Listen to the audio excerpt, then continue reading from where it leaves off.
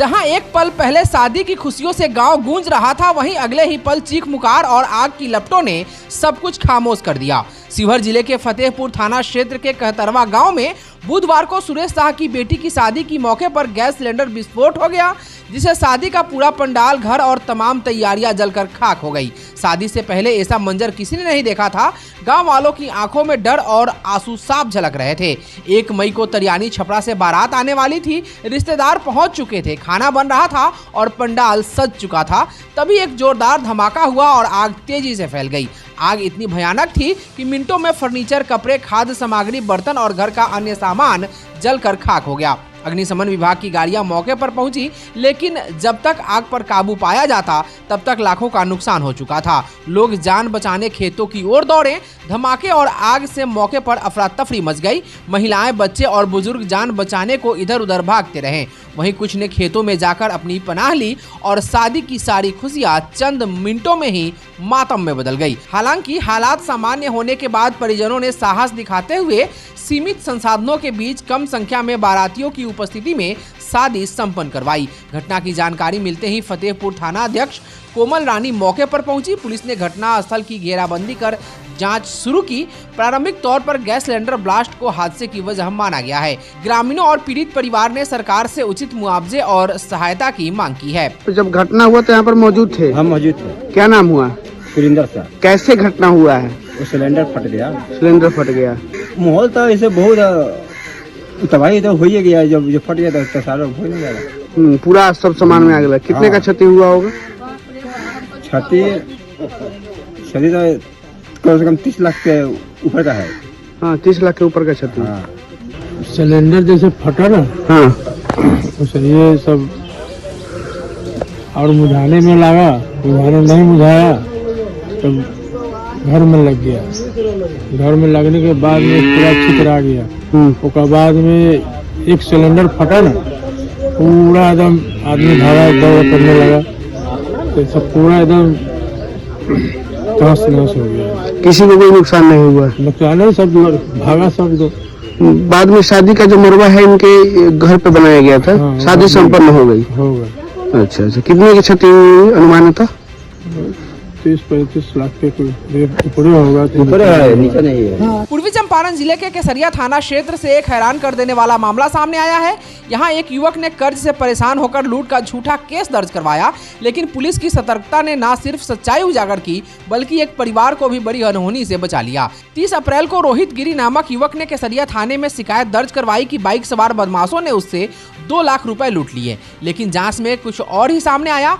जांच के दौरान रोहित के बयानों में विरोधाभास मिला और मोबाइल से भेजे गए मैसेज और एक सुसाइड नोट भी बरामद हुआ, जिसमें उसने खुद को राहुल गिरी बताया और लिखा कि वह ब्याज पर पैसा लगाता था जो डूब गया। नोट में रोहित ने अपने छोटे बच्चों और परिवार से माफी मांगी थी। कर्ज के दबाव ने उसे इतना तोड़ दिया कि उसने खुद को खत्म करने का भी मन बना लिया था। थाना अध्यक्ष उदय कुमार ने 48 घंटे के अंदर इस फर्जी लूटकांड का खुलासा कर रोहित को गिरफ्तार कर लिया है। उनके त्वरित एक्शन की क्षेत्र में जमकर सराहना हो रही है। साथ ही एक बार फिर साबित हुआ कि अगर पुलिस सतर्क हो तो बड़ी से बड़ी घटना को भी टाला जा सकता है। 30 तारीख को आवेदक राहुल गिरी ने एक आवेदन दिया, इनके 2 लाख रुपए 3 लोगों ने अपाचे से आकर लूट लिया है। पहले इनको धक्का देकर खेत में गिराया, फिर हथियार दिखाकर इनके पैसे लूट लिए। जांच पड़ताल के क्रम में ये मालूम चला कि इन्होंने बहुत लोगों से कर्ज ले रखा था। राहुल गिरी ने बहुत लोगों से कर्ज ले रखा था और जांच पड़ताल किया गया तो पता चला कि इन्होंने बहुत लोगों को ये मैसेज कर रखा था कि बैंक में पैसा जमा करने के क्रम में मेरे पैसे लूट लिए गए। और पता लगाया गया, इनसे पूछताछ किया, धीरे धीरे ये पता चला कि ना ही इनके पास कभी पैसा था, ना ही इनके पैसे कभी लूट किए। इन्होंने झूठी घटना पूरा बनाकर लोगों को गुमराह किया, यहाँ तक कि पुलिस को भी गुमराह किया। और लूट की पूरी घटना झूठ है और इन्होंने खुद ही एक मनगढ़ंत कहानी बनाकर लोगों को बताया। पहले से कोई आपराधिक इतिहास है इनका? पहले कोई आपराधिक इतिहास नहीं है। कितना रुपया लूट के लिए? 2 लाख रुपए लूट कर, जो ये सरासर गलत था। क्या आपने कभी सोचा है कि चंपारण की धरती से निकलकर कोई डॉक्टर पूरे बिहार की मेडिकल बिरादरी का नेतृत्व करेगा? आज वो दिन आ गया है। चंपारण के सुप्रसिद्ध चिकित्सक डॉक्टर आशुतोष शरण को इंडियन मेडिकल एसोसिएशन यानी IMA बिहार का अध्यक्ष बनाए जाने पर नीमा पूर्वी चंपारण द्वारा उनका स्वागत और सम्मान किया गया। डॉक्टर अब्दुल खबीर की अध्यक्षता में डॉक्टर आशुतोष शरण को अंग वस्त्र और बुके देकर सम्मानित किया गया। इस गरिमामयी अवसर पर नीमा के सचिव डॉक्टर एस.एम. मिन्नतुल्लाह ने कहा कि यह चंपारण के लिए गर्व की बात है कि हमारे बीच का एक डॉक्टर जो हर दिल अजीज है, आज पूरे राज्य के चिकित्सकों का नेतृत्व कर रहा है। कार्यक्रम में doctor M U. Akhtar, doctor Sudhir Kumar, doctor Mohammad Naushad, doctor Gyanendra Kumar जैसे प्रतिष्ठित चिकित्सकों ने शिरकत की और खुशी जाहिर की। डॉक्टर आशुतोष शरण का आईएमए बिहार का अध्यक्ष बनना न केवल एक व्यक्तिगत उपलब्धि है, बल्कि यह चंपारण के मेडिकल समाज के लिए एक ऐतिहासिक पल है और मेडिकल के क्षेत्र में चंपारण के उज्जवल भविष्य की ओर एक मजबूत कदम है। आज जिला परिषद पूर्वी चंपारण में अध्यक्ष ममता राय की अध्यक्षता में सामान्य अस्थायी समिति तथा वित्त अंकेक्षण एवं योजना समिति की संयुक्त बैठक आयोजित की गई। इस बैठक में जिला परिषद की योजनाओं के त्वरित क्रियान्वयन पर चर्चा हुई। अध्यक्ष ने उप विकास आयुक्त सह मुख्य कार्यपालक पदाधिकारी को निर्देश दिया कि सभी आवंटितों से समय सीमा के भीतर इकरारनामा एवं उनका नवीनीकरण सुनिश्चित कराई जाए। साथ ही कहा गया कि निर्धारित समय में कार्यवाही नहीं होती है और बकाया किराया जमा नहीं किया जाता है तो आवंटन रद्द कर दिया जाए। उन्होंने अतिक्रमण के मुद्दे पर भी सख्ती दिखाई और कहा कि जिन आवंटियों ने अतिरिक्त क्षेत्र पर कब्जा किया है उनके खिलाफ नियमानुसार कार्रवाई की जाए। पकड़ी दयाल, छौड़ा दानो, तुरकोलिया, घोड़ा सहन में अतिक्रमित भूमि को मुक्त कराने हेतु शीघ्र उच्च न्यायालय में रिट याचिका दाखिल करने का आदेश भी दिया गया। समीक्षा के दौरान कार्यालय में भंडारित महोगनी एवं अन्य लकड़ियों की त्वरित नीलामी करने के निर्देश दिए गए। साथ ही बकाया वसूली के लिए प्रमाण पत्र मुकदमा दर्ज कराने और तालाबंदी की कार्रवाई शीघ्र सुनिश्चित करने का आदेश दिया गया। इस महत्वपूर्ण बैठक में सदस्य शहनाज बेगम, उमरावती देवी, नजमा खातून, सोनालाल शाह, कृष्णा दास, परमानंद पटेल, राकेश पासवान, लालबाबू यादव, शशिभूषण राय उर्फ गप्पू राय, संजीव कुमार सिंह, उप विकास आयुक्त सह मुख्य कार्यपालक पदाधिकारी शंभू शरण पांडे, अपर मुख्य कार्यपालक पदाधिकारी जिला परिषद, सहायक अभियंता जिला परिषद एवं अन्य संबंधित विभाग के पदाधिकारीगण उपस्थित थे। पश्चिमी चंपारण जिले के नौतन प्रखंड अंतर्गत मंगलपुर पंचायत के बनकटवा गांव में आज आस्था और श्रद्धा का अद्भुत संगम देखने को मिला। यहां स्थित प्राचीन दुर्गा मंदिर के प्रांगण में भव्य शोभा कलश यात्रा निकाली गई, जिसमें 1111 कुंवारी कन्याओं ने पारंपरिक वेशभूषा में भाग लिया। गाजे बाजे और मंगल ध्वनि के साथ निकली इस जल यात्रा में सभी कन्याएं अपनी सिर पर पवित्र कलश लेकर कतारबद्ध होकर विशंबरपुर गंगा तट की ओर रवाना हुई।